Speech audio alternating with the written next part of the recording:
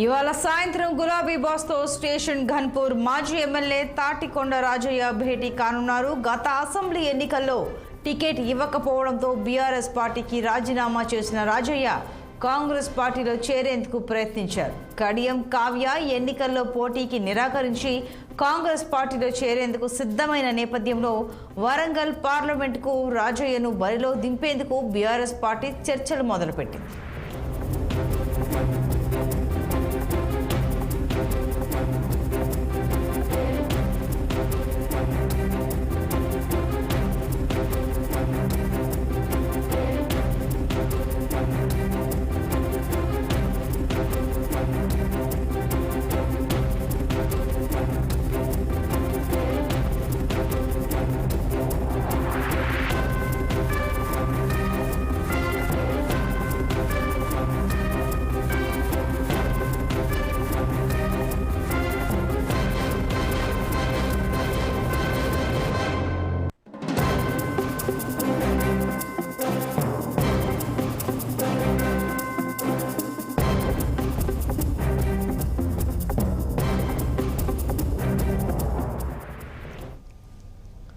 ఇవాళ సాయంత్రం గులాబీ బాస్తో స్టేషన్ ఘన్పూర్ మాజీ ఎమ్మెల్యే తాటికొండ రాజయ్య భేటీ కానున్నారు. గత అసెంబ్లీ ఎన్నికల్లో టికెట్ ఇవ్వకపోవడంతో బీఆర్ఎస్ పార్టీకి రాజీనామా చేసిన రాజయ్య కాంగ్రెస్ పార్టీలో చేరేందుకు ప్రయత్నించారు.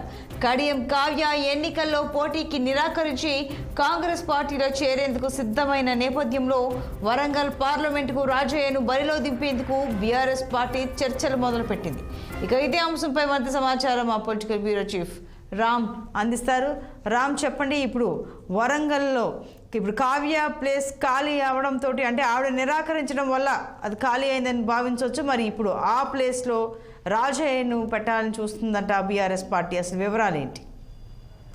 దీపిక, ఏదైతే వరంగల్ పార్లమెంటు రాజకీయాలు రోజు రోజుకు మలుపు తిరుగుతున్నాయి. ఇప్పటికే వరంగల్ పార్లమెంటుకు బీఆర్ఎస్ పార్టీ అధికారికంగా కడియం శ్రీహరి కూతురు కడియం కావ్యను ప్రకటించినప్పటికీ నిన్న రాత్రి ఆమె పోటీకి నిరాకరిస్తూ టీఆర్ఎస్లో జరుగుతున్న పరిణామాలు అన్నిటిపైన కూడా లేఖ రాసి బీఆర్ఎస్ పార్టీ పోటీకి నేను సిద్ధంగా లేను, నేను చేయట్లేదని చెప్పి ఆమె చెప్పడంతో వాళ్ళు కడియం శ్రీహరి మరియు స్టేషన్ ఘన్పూర్ ఎమ్మెల్యే కడియం శ్రీహరి, కడియం కావ్య ఇద్దరు కూడా త్వరలో కాంగ్రెస్లో చేరేందుకు రంగం సిద్ధం చేసుకున్నారు. ఇవాళ ఏఐసీసీ కార్యదర్శి దీపాదాస్ మున్షితో పాటు ఏఐసీసీ నేతలు హైదరాబాద్ మన రాష్ట్ర నేతలందరూ కూడా కడియం శ్రీహరి నివాసంలో కడియం కావ్యతో కడియం శ్రీహరితో దాదాపు ఎక్కువసేపు భేటీ అయ్యారు. అతను కూడా నేను కార్యకర్తలతో నా ఆన్సర్తో మాట్లాడి నా నిర్ణయం వెల్లడిస్తాను, కాంగ్రెస్ పార్టీ మాత్రం నాకు ఆహ్వానం పలికిందని చెప్పి స్పష్టం చేసింది.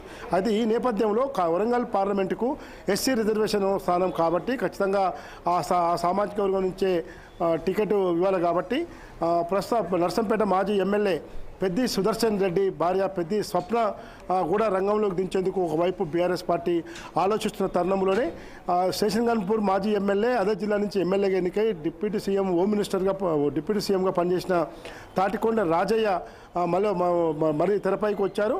ఇవాళ సాయంత్రం కానీ రేపు కానీ ఎర్రబెల్లిలోని ఫామ్ హౌస్లో బీఆర్ఎస్ పార్టీ అధినేత కేసీఆర్ను కలిసేందుకు కూడా రాజయ్య సిద్ధంగా ఉన్నట్టు తెలుస్తూ ఉంది. వరంగల్ పార్లమెంట్ నుంచి కేసీఆర్ కనుక ఆదేశిస్తే ఖచ్చితంగా పోటీ చేస్తానని కూడా ఆయన అనుచరులతో చెప్తున్నట్టు తెలుస్తూ ఉంది. ఇప్పటికే వరంగల్ జిల్లా బీఆర్ఎస్ మాజీ ప్రజాప్రతినిధులు తాజా ప్రజాప్రతినిధులు అందరూ కూడా అతని ఫోన్ ద్వారా కానీ ప్రత్యేకంగా కలిసి కానీ ఆయన సంప్రదిస్తున్నారు. రేపు హన్మకొండలో తన కార్యకర్తలతో పెద్ద ఎత్తున సమావేశం పెట్టి మీడియా సమావేశం కూడా ఏర్పాటు చేస్తాను, నాకు బీఆర్ఎస్ కేసీఆర్ నుంచి ఆహ్వానం అందుతున్న మాట వాస్తవమే, కానీ నేను నిర్ణయించుకోలేదు కాబట్టి ఖచ్చితంగా నా అనుచరులతో కార్యకర్తలతో సమావేశం ఏర్పాటు చేసి తదుపరి కార్యాచరణ ప్రకటిస్తారని కూడా చెప్తున్నారు. అయితే వరంగల్ జిల్లాలో మొన్న జరిగిన అసెంబ్లీ ఎన్నికల్లో కూడా స్టేషన్ ఘన్పూర్ నుంచి ఆయన ప్రాతినిధ్యం వహిస్తున్నప్పటికీ పరిస్థితులు అనుకూలంగా లేని రీత్యా అతన్ని మార్చి అతని స్థానంలో అప్పటికీ ఎమ్మెల్సీగా ఉన్న కడియం శ్రీహరిని స్టేషన్ ఘన్పూర్ ఎమ్మెల్యేగా బీఆర్ఎస్ పార్టీ నిలబెట్టింది.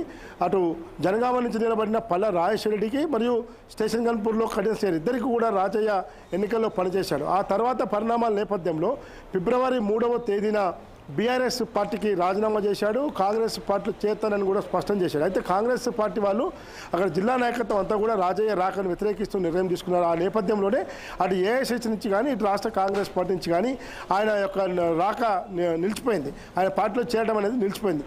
ఈ పరిస్థితుల నేపథ్యంలో రాజయ్య మళ్ళీ బీఆర్ఎస్లోకి చేరి వరంగల్ ఎంపీ అభ్యర్థిగా ఉంటారని చెప్పి చర్చ జరుగుతూ ఉంది. అందులో భాగంగానే ఇవాళ సాయంత్రం కానీ రేపు కానీ ఎర్రవెల్లి ఫామ్ హౌస్లో కేసీఆర్తో సమావేశం అవుతారు. సమావేశమై మీడియా ముందు అన్ని వాస్తవ విషయాలు చెప్తాను, ఖచ్చితంగా పార్టీ ఆదేశిస్తే నేను రంగంలో ఉండేందుకైనా ఆలోచిస్తున్నానని చెప్పి ఆయన చెప్తున్నాడు. Deepika. Right Ram, thank you.